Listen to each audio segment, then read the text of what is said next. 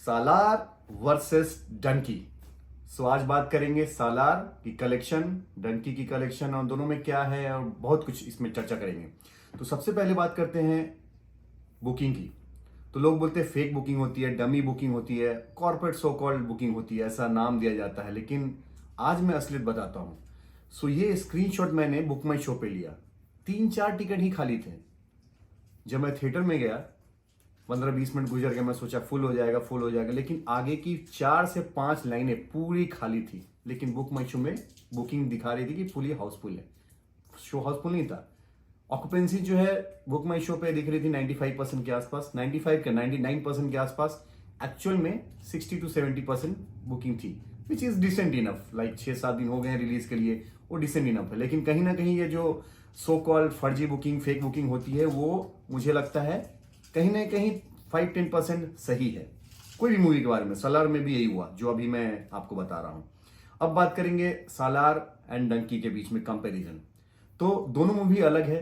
ये जो है एक्शन ड्रामा है एंड इसमें अलग चीजें दिखाया गया सालार के अंदर में। डंकी जो है एक इमोशनल और एक फैमिली ड्रामा है, एक स्मूथ स्टोरी है, स्टोरी लाइन फ्लो है, वो सब चलता है। तो दोनों अलग अलग है। डंकी की रिव्यू में मैंने ऑल डिटेल बता दिया है। तो ये मोटा मोटी ये कंपेरिजन। अब बात करते हैं सालार को एडल्ट मूवी क्यों दिया गया।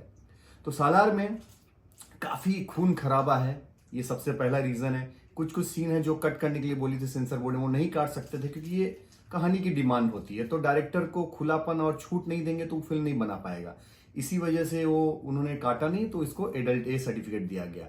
सेकेंड चीजें हैं, चाइल्ड एब्यूज से रिलेटेड कुछ कुछ चीजें थी जो फिल्म में नहीं होनी चाहिए थी, वो सेंसर बोर्ड ने काटने बोला, वो एक हो सकता है। थर्ड, एक ड्रग दे के 100 लोग की आर्मी तैयार की जाती है, तो वो चीज 3-4 मुझे लगी कि इस वजह से शायद सेंसर बोर्ड ने बोला होगा ये सीने हटाइए तो मैं आपको नॉर्मल सर्टिफिकेशन दूंगा, अदरवाइज ए सर्टिफिकेट मिलेगा। तो इस वजह से ए सर्टिफिकेशन मिला। अब बात करेंगे मूवी की टोटल कहानी की एंड बाकी चीजें। कहानी जो है वही पुरानी है, लाइक ये बदला और अलग अलग चीजें, लेकिन यहाँ पे कहानी को अच्छे ढंग से और नए तरीके से दिखाने के लिए कुछ गुजरात और बॉर्डर के इलाकों में ले जाया गया है कि भाई वहां का कोई साम्राज्य है, एक अलग देश है, अलग एक राज्य है, जो भी है एक अलग टेरिटरी है, वहां का कैसे राजा रहता है, वहां कैसे कैसे बहुत सारे चीजें हैं, वो आप फिल्म देखेंगे तो समझ में आएगा। तो अब सालार की कहानी कहाँ स्टार्ट होती है, एक दोस्त की कहानी है, दो दोस्तों की कहानी है। दोस्त दुश्मन कब बन जाते हैं, क्यों बन जाते हैं, ये सब फिल्म आप देखेंगे, स्पॉइलर नहीं देना चाहता हूं, तो अब समझ में आएगी। म्यूजिक का स्कोप नहीं है, गाने फिल्म में है ही नहीं, थोड़े थोड़े इमोशनल गाने हैं, माँ के दर्द के, दोस्तों के बिछड़न के गाने, ये सब चीजें हैं। तो ये है। प्रभास की एक्टिंग कैसी लगी है। प्रभास को डायलॉग जो है वेरी लिमिटेड दिया गया है। जहां जहां दिखाया गया, स्क्रीन पे दिखाया गया कि वो आ रहे हैं, चल रहे हैं, मार रहे हैं, काट रहे हैं, डायलॉग बहुत कम दिया गया, लिमिटेड दिया गया है। पृथ्वीराज ने अच्छा काम किया है और प्रेजेंस, स्क्रीन प्रेजेंस जो है प्रभास का भी अच्छा है। श्रुति हसन एक्ट्रेस है जिनका रोल ठीक ठाक है, उतना नहीं दिया गया है।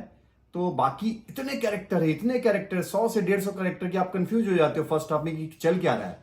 कहानी अनफोल्ड होती है सेकेंड हाफ में कि ऐसा क्यों हुआ, कैसे हुआ। तो सेकेंड हाफ में लास्ट के 25-30 मिनट आपको समझ में आएगा कि आखिर क्यों हुआ था। लेकिन कहानी अब्रप्टली एंड हो जाती है, जहां पे अब बाहुबली समान लगता है कि कटप्पा ने मार दिया था, तो यहां पे भी उसी तरह की कहानी खत्म हो जाती है कि बाकी आखिर हुआ क्या, आखिर सालार है कौन। तो ये सब जानना चाहते हैं तो आप मूवी देखिए और पार्ट 2 जरूर आएगा। तो पार्ट 2 के बारे में कलेक्शन तो आपको मालूम ही है कि बॉक्स ऑफिस कलेक्शन दोनों मूवी अच्छी कर रही है। बजट के हिसाब से सालार काफी बजट वाली मूवी है, एक्शन ड्रामा, लोगों को पसंद आ रही है। लेकिन लॉन्ग रन में 4-5 साल बाद लोग बोर हो जाएंगे इस टाइप की मूवी से, तो ऑब्वियसली जो नॉर्मल मूवी है, जो सोशल जेनर की मूवी है, वो चलेगी। तो इसी बात पे हम अपने दोनों के कंपेरिजन को एंड करते हैं। तो आप दोनों मूवी को एंजॉय कीजिए एंड इसी तरह take care, bye bye guys, मिलते हैं नेक्स्ट ब्लॉग में। Thank you.